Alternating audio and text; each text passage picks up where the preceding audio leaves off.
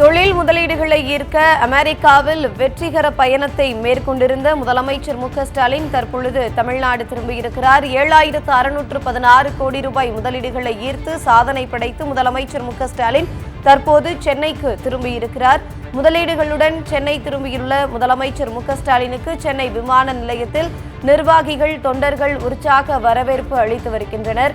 இதுகுறித்து கூடுதல் விவரங்களை எமது செய்தியாளர் மணிவண்ணனிடம் கேட்கலாம். வணக்கம் மணிவண்ணன், கூடுதல் விவரங்களை பதிவு செய்யுங்க. வணக்கம். தமிழ்நாட்டிற்கு தொழில் முதலீடுகளை ஈர்ப்பதற்காக அரசு முறை பயணமாக கடந்த மாதம் 27ஆம் தேதி அமெரிக்கா சென்றிருந்த தமிழ்நாடு முதலமைச்சர் மு.க.ஸ்டாலின் அவர்கள் தற்பொழுது வெற்றிகரமாக தனது பயணத்தை முடித்துக் கொண்டு தற்பொழுது தாயகம் திரும்பியிருக்கிறார். இங்கே கழக நிர்வாகிகள், தொண்டர்கள் முதலமைச்சரை வரவேற்க தற்பொழுது தயாராக காத்து கொண்டிருக்கிறார்கள். முதலமைச்சரின் 17 நாட்கள் அமெரிக்க பயணத்தின் போது தமிழ்நாடு முதலமைச்சர் முன்னிலையில் அமெரிக்க நாட்டின் சான் பிரான்சிஸ்கோ மற்றும் சிகாகோவில் உள்ள 18 முன்னணி நிறுவனங்களுடன் ரூபாய் 7616 கோடி முதலீட்டுக்கான புரிந்துணர்வு ஒப்பந்தங்கள் என்பது மேற்கொள்ளப்பட்டது.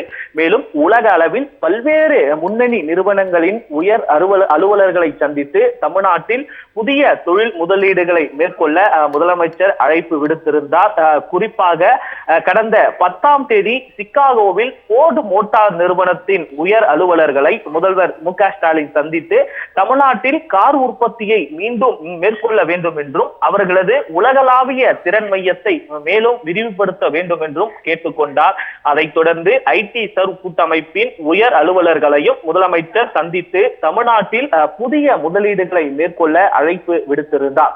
தொடர்ந்து கேட்டர்பில்லர் நிறுவனத்துடன் ரூபாய் 500 கோடி முதலீட்டில் திருவள்ளூர் மற்றும் கிருஷ்ணகிரி மாவட்டங்களில் கட்டுமான கருவிகள் உற்பத்தி நிலையங்களை விரிவுபடுத்துவதற்கான புரிந்துணர்வு ஒப்பந்தம், அதே போல அமெரிக்க நாட்டின் சிகாகோவில் RGBSI நிறுவனத்துடன் 100 கோடி முதலீட்டில் ஒசூரில் மேம்பட்ட மின்னணு மற்றும் டெலிமெடிக்ஸ் உற்பத்தி நிறுவனத்தை அமைப்பதற்கான புரிந்துணர்வு ஒப்பந்தம் என்பது செய்யப்பட்டது. அமெரிக்க முதலீட்டு மாநாட்டில் முதலமைச்சர் மு.க.ஸ்டாலின் பேசும் பொழுது தமிழ்நாட்டில் திறன் மிகுந்த இளைஞர்களுக்கு வேலை வாய்ப்பு அளித்திட தமிழ்நாட்டில் புதிய முதலீடுகளை மேற்கொள்ள வேண்டும் என்று கேட்டுக்கொண்டார். அமெரிக்காவுக்கு அரசு முறை பயணமாக கடந்த மாதம் 27ஆம் தேதி சென்றிருந்த தமிழ்நாடு முதலமைச்சர் மு.க.ஸ்டாலின் அவர்கள் 17 நாட்கள் அங்கு தங்கியிருந்த போது அவர் முன்னிலையில் உலகளவில் 18 முன்னணி நிறுவனங்களுடன் 7616 கோடி முதலீட்டுக்கான புரிந்துணர்வு ஒப்பந்தம் என்பது மேற்கொள்ளப்பட்டது. மேலும் உலகளவில் பல்வேறு முன்னணி நிறுவனங்களின் உயர் அலுவலர்களை சந்தித்து தமிழ்நாட்டில் புதிய தொழில் முதலீடுகளை மேற்கொள்ள அழைப்பு விடுத்திருந்தார். இந்த நிலையில்தான் வெற்றிகரமாக தனது அமெரிக்க பயணத்தை முடித்துக் கொண்டு நேற்று காலை சிகாகோவில் இருந்து விமானம் மூலம் முதலமைச்சர் மு.க.ஸ்டாலின் அவர்கள் சென்னை புறப்பட்டிருந்தார்.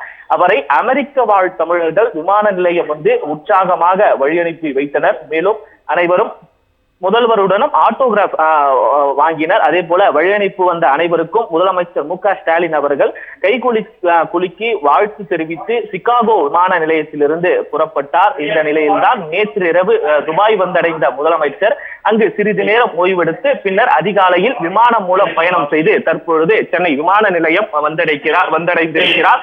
தொடர்ந்து முதலமைச்சர் அவர்கள் செய்தியாளர்களையும் சந்திக்க இருக்கிறார். இந்த பகுதிகளில் முதலமைச்சரை கழக பொதுச் செயலாளர் துரைமுருகன், பொருளாளர் TR பாலு, கழக முதன்மை செயலாளர் KA நேரு, இளைஞரணி செயலாளர் உதயநிதி ஸ்டாலின், அதே போல அமைச்சர்கள் பொன்முடி, அதே போல சக்கரபாணி, அதே போல ஏவா வேலு, பெரியசாமி உள்ளிட்டவர்களும், அதே போல நாடாளுமன்ற உறுப்பினர்கள், சட்டமன்ற உறுப்பினர்கள், அதே போல மாநில மாவட்ட அணிகளின் நிர்வாகிகள், கழக தொண்டர்கள் என பொதுமக்கள் ஏராளமானோர் முதலமைச்சரை வரவேற்க காத்து கொண்டு இருக்கிறார்கள். அதே போல தொடர்ந்து முதலமைச்சர் அவர்கள் இந்த 17 நாட்கள் அமெரிக்க பயணத்தின் பொழுது என்னென்ன மாதிரியான புரிந்துணர்வு ஒப்பந்தங்கள் மேற்கொள்ளப்பட்டது உள்ளிட்ட பல்வேறு விஷயங்கள் தொடர்பாக தற்பொழுது செய்தியாளரை சந்திக்க உள்ளார்.